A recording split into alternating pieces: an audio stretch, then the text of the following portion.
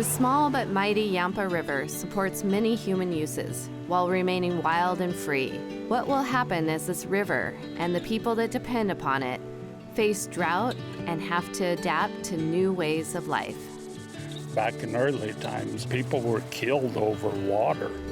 Without water, this valley would be virtually worthless. Once the water's done, it's done.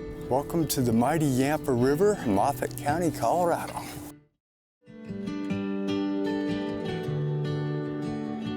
The Living Peace Foundation is honored to provide funding support for Wild Rivers with Tillie, supporting people and projects that creatively and courageously advance collaboration, compassion, and living peace. This series shares the passion that the Living Peace Foundation has for the health and connectedness of our planet and all who inhabit it.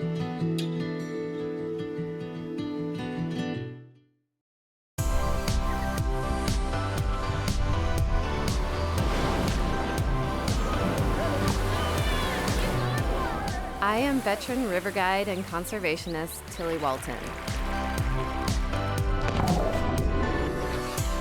Join me as I lead different groups down the great rivers of the American West.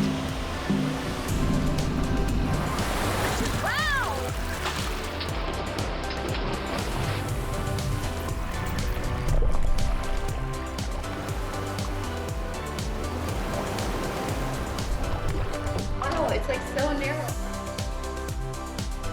We're driving out.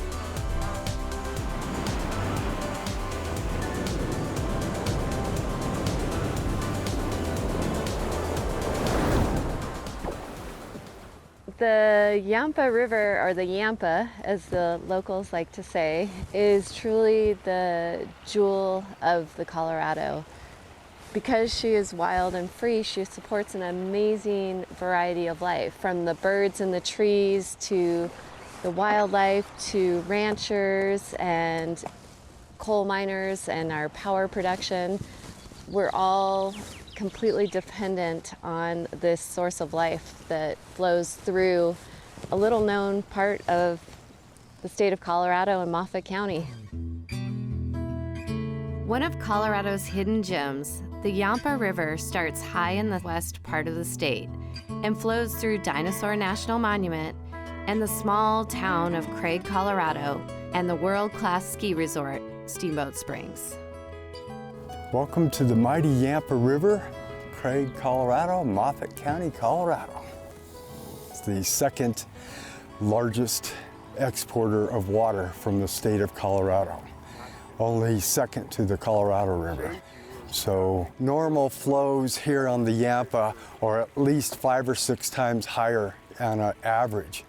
Much less in high water years, we could have as much as 10 or 12 times as much water here. And today we're running about 500 cubic feet per second, which is a lot less than we normally see. It's a very fragile river system. The river bottom here, the riparian area, is more natural than any other stream in the state of Colorado. And preserving it, in my mind, is just a huge thing. Something that we all should be considering as a crown jewel of what we have here. It's a very amazing place. So this is the site of a future water park here. A few years from now, the kayakers will come. There'll be man-made waves, and the hope is that it will really connect the community to the river here in a different way and provide a great place to play.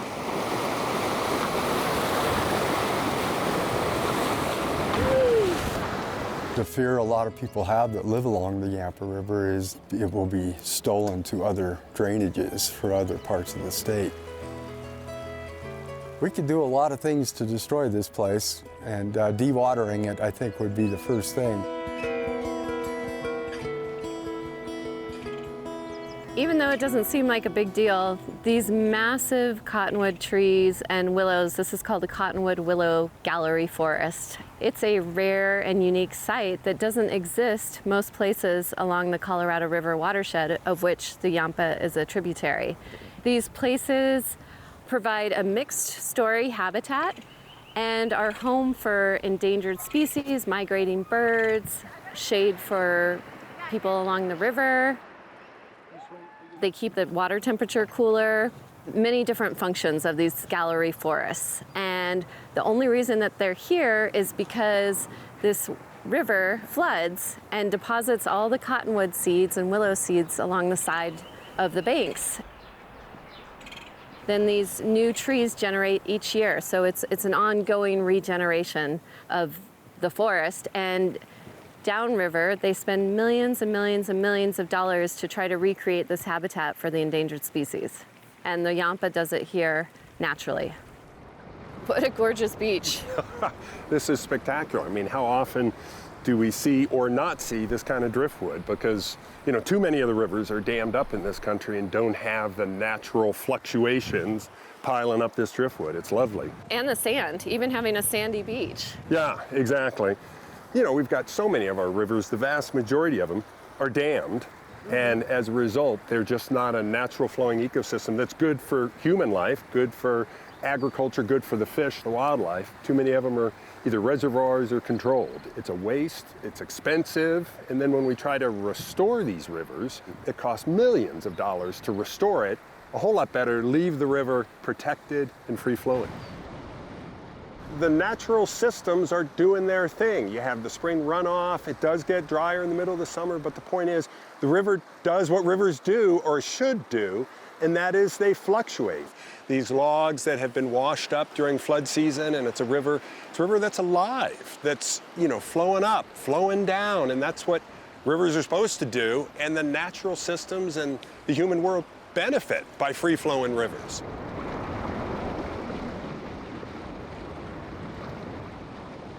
Because it fluctuates, it's got cleaner water, it's got healthier wildlife. This kind of fluctuation like this also brings nutrients up into floodplains. The floodplain absorbs water and smooths out the flow so you don't have communities downstream that are flooded.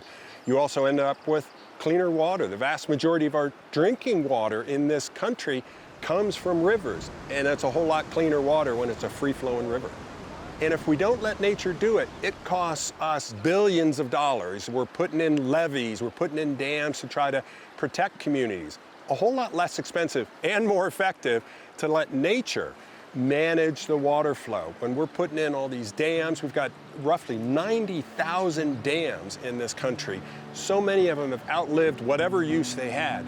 They need to be taken down so that rivers can flow naturally like the Yampa does.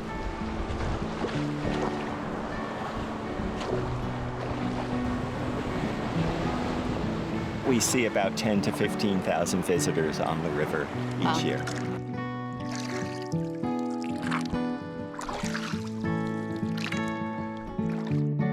There were two major dams planned for the Yampa River below this point, and it would have just devastated the canyon. The Yampa River has been looked at many times for major projects to change it, big dams, and it's survived the test of humans knowing it's important and saving it. I'm blown away by the so many uses that the Yampa River provides for the community. In addition to the fun, all this generates a lot of economic activity. I think over $86 billion a year is spent on water-related activities. I think there's a multiplier effect in not only people buying kayaks and paddles and life jackets and all the stuff that goes with it, but it creates a vibrancy that connects our town to our river. It's hard for those of us who don't work with the land to understand the connection to place that ranchers and farmers who live and breathe it each day have. Many of these families are completely dependent on the Yampa River for their way of life. You have people that use the Yampa for recreation. I don't think, realize how important all the water is to us. Water is our lifeline. This is an irrigated meadow by a pivot. Without water, there would not be a crop. Tell me about this, where we are and... We're in northwest Colorado, 10 miles north of Craig, Colorado. So it's my two sons that are doing this. Their goal is to have all these bales picked up, So by tomorrow morning, they can put a little bit of water, what we got left, start irrigating again, so possibly we can get a second cut now alfalfa off of this.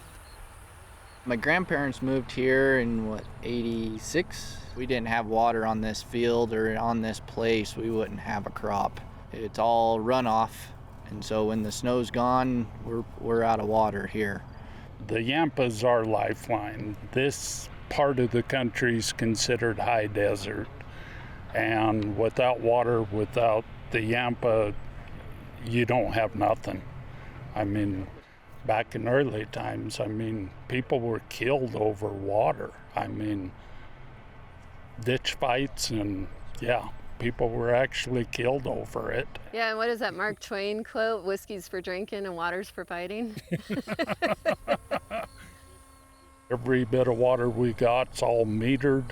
We know exactly how much we're using, so that makes it easier on them.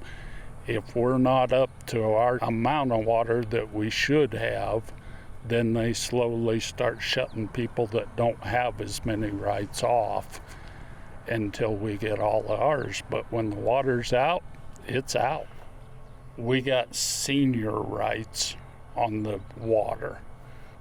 People that don't have as senior rights get shut off.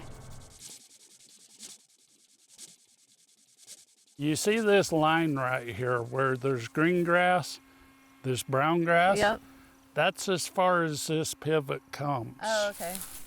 This here has had no water. Oh, wow. This is how dry it is right now. Usually when we cut this hay on this meadow, it's this high. Wow. So I'd be almost not able to see you right now on a normal year. On a normal year, it should be between 5 and 6 feet high. Wow. This mountain here behind us. That mountain range there is called Black Mountain. That's Black Mountain. That's where our water comes from. It comes down Bear Creek. The pivot alone, it's a water saver all the way across the board, and we can manage it with different sizes of nozzles to cut down on our water usage so it can pass on to the neighbor, or and then go to the neighboring state when we're kind of finished up. We're in an extreme drought right now. Everybody here is fighting for everything they got to keep their water rights and keep the water so they can keep their production and keep moving on like we always have been. And how many years can a farmer handle not having a crop? You need a crop every year. It starts snowballing, and pretty quick, you got to sell out. Who's buying these ranches? Development. Everybody wants to live out in the wide open. What keeps you going? What keeps you doing it? It's a way of life. I don't know anybody that's getting rich in agriculture, but it's a way of life. It's a life we enjoy. Kind of like a freedom, a connection to the land, wide open spaces. Yeah, as you can tell, it's pretty amazing that you can stand here and look 100 miles in every direction and not see nothing but wide open. Water is the lifeline of everybody in the Yampa Valley. Not only the agriculture, the recreation, the wildlife, it affects all parts of it. Without water, there would be none of it. This is really cool for me because, one, it's the first time I've ever been on a fresh bale hay in the middle of a hayfield. And two, having grown up in Colorado, the sandhill cranes, I've never seen that before. Right, the habitat has been enhanced, and then we do have the water and the nesting area and uninterrupted, so that's why they're here. You're able to be making a living off the land, but yet you're providing so much habitat. Yep, we are, and we work hard. My dad has always been a steward to the land and made sure there was enough left for the wildlife and planted purposefully. Behind the steak or hamburger on our dinner plates, there's a story beyond what we can imagine. It's about the ranchers who bring these things to us and their connection to the land and way of life that the Yampa makes possible. My dad bought this ranch in 1947. I was 5, and we moved down here, and I was in love with horses before we ever got here. So I grew up on this place. But we've been here ever since. We run cattle and raise hay. We have to irrigate to put up hay for the cattle. And the river and the Maybell Irrigation District Canal are the lifeblood of this valley. Without it, there probably wouldn't have been hardly anybody here. We've raised our children here. I have 3 great-grandsons that live right up across the highway. Now our great-grandkids have all been a part of running this ranch. I guess the land kind of becomes part of you. We've been taking care of this land for over 100 years, the homesteaders and the people that live here. As a rancher, if you don't take care of your land, you're not going to be in business very long, because the land is what carries you through, the land and the water. Without water, this valley would be virtually worthless. We are the 13th oldest water right in the mainstream of the Yampa, and that water right dates back to 1896. The oldest water right, which is the first one filed, has the absolute #1 priority. If the river goes dry and there's only 5 cubic feet per second going down the river, that water right belongs to the #1 filed water right in the court system. Like, not only is a river completely interconnected between all of these various uses, whether it's recreation or ranching or power or gravel mining or municipal drinking supply or golf courses, but it's also connected to all the downstream states and the country of Mexico. Popular ski resort towns like Steamboat Springs also depend on this hard-working river to provide drinking water and support businesses that are the backbone of the economy. It's interesting, in my days of guiding, you always had a plan B on the river. That speaks to the adaptability of people just along a river in general, whether it's adapting from a coal mine to tourism or a coal mine to solar and wind-powered energy. Everything we do is dependent on water. We have to adapt, and especially when it's a wild river, you never know how much you're going to get. But even in times like right now with the Colorado River, where this river eventually flows, even though that's a controlled river with reservoirs, the water there is the lowest that it's ever become. This is a great time of change and adaptation in the West in general. Part of that change includes moving from extractive resource energy production to more sustainable methods like wind and solar-powered energy generation. At one point, this was the largest power generating station in the state. You know, it's like 450 megawatt generators. It provided baseload power, you know, for a lot of years.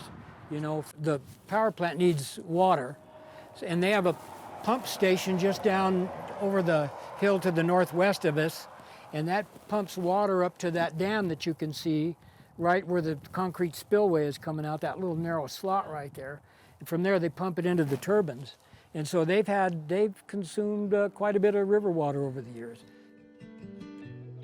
Part of the transition occurring on the Yampa includes changing to different economic activities to support the community. Recreation and tourism are part of that transition. Fishing's fun. You don't always catch when you fish. Come on, baby. Come on. That's cool.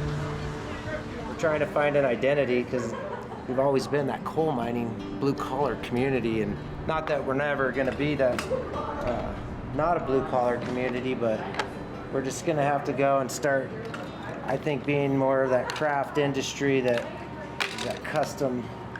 If we want to survive, You know, we're right down the road from a world-class resort. There's no reason why we couldn't manufacture stuff here. Like they do moots, they do everything, and now Good Vibes is here. Made in the Yampa Valley. It's amazing how popular we've become in just a short amount of time that we've been doing this, and I think part of it is because of where we're at on the Yampa. It's the last stop to basically one of the most sought-after river permits in the nation. Yeah, I worked for Tri-State and for a couple of years, and it's just kind of neat that I used to get really dirty all day out at the coal mine or at the power plant, and now I'm stay here in flip-flops all day talking to people that are on that vacation high. It's pretty cool. People are starting to really recognize what Craig and the Yampa and like why it was saved as one of like this amazing river that never had any recognition until they decided to go through this transition phase, and now it's getting I think it's getting the recognition that it needs. But I'm afraid we might get too much. We're gonna put them in the river. We're gonna go boating. This is so great to see the next generation on the water. These teenagers are learning how to paddle and row and do all this stuff themselves, and it's especially exciting to see. These are kids from Craig, Colorado, and this is their first time out on the river. Woo-hoo-hoo! Yeah. That was fun. High five. Oh, hold on to the boat. We're doing a 3-day river camp here on the Yampa and Craig, and taking 7th and 8th graders on the river, teaching them basic boating skills and learning as much as we can about why the Yampa is so amazing. Here in Craig, you have the opportunity to float rivers right in people's backyards, and it just opens up so much more. You think about the basketball court, you think about the soccer field. Well, if you got a river floating through your town, getting on the river is about as good as it gets. You get connection to all the nature, you get the connection to the wildlife and the plants, and it's a whole lot of fun. And this is a collaboration with Friends of the Yampa. So the summer camp is getting youth just out here enjoying the beautiful resource that we have in our backyard and teaching them that we need this for future generations and getting them involved. We need some more people here. Come on, girls. Tilt it sideways. There you go. Okay. Okay, throw it on 3. 1, 2, 3. Can I help pin it down? You can totally. Good job. We used to throw them like 5 and 6 stacks high. Coming down here, you know, bringing the kids from Craig out on the river is super cool to connect them to potentially a resource that they haven't ever gone on. Some of these kids have never gone down the river right here. In their own backyard. In their own backyard. So it's just outstanding. All of us who love rivers have a river origin story, and it starts at 13 and 14 years old when you're messing around in the creek and you're playing with the crawdads and chasing snakes. Oh yeah, I mean I was a little bit older, I was 17. Yeah. But Big Bend, Texas. Oh. A trip like this with a bunch of classmates and like one of the girls said, the guy told me lay back and watch the river and the canyon go by, and that was it. I was hooked. Yeah. And ever since. We depend on wise use from all the other uses of water. Recreation's kind of the gateway to rivers for a lot of these kids. They don't, you know, once you get on the river and you float it, then you're connected to it, and then you learn, okay, where's my water coming from? Where's my food coming from? And so it's kind of that nudge of inspiration of an all things river, which is great. And we floated past the diversion project, which is going to be a recreation project here in Craig, but at that diversion is where they get their water. So like, oh, interesting. This is where the faucet, when I turn the faucet on, this is where the water comes out of. And I think that's really important. You got to know where your water's coming from so that you can conserve it in the future. What I'm struck by after this trip, this wild and mighty Yampa River, it gives and it gives. It's like that Shel Silverstein book, The Giving Tree. And it keeps giving us food and clothing and power and water to drink. As we face growing water shortages, who's going to speak for the river? And in any great relationship, there is give and take. And so at what point are we going to remember to give back to this river that gives so much?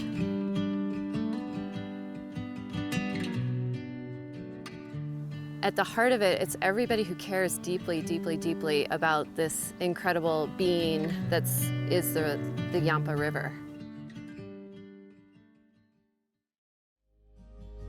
So from this little sweet guy here, all the way through to everything we've seen, from the connection to the river, to everything, this is what goes into all of the clothes we're wearing, what we eat. Oh, ow. And it's all connected and we just don't realize it. And it's all part of this gigantic web that is connected together by water.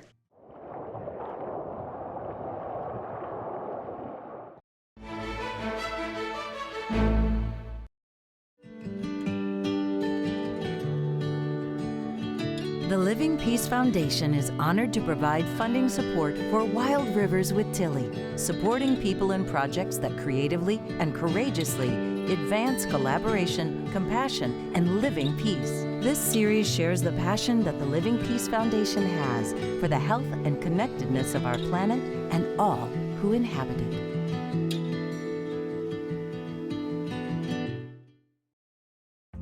I invite you to visit us at wildriverswithtillie.org for wildriverswithtillie.com.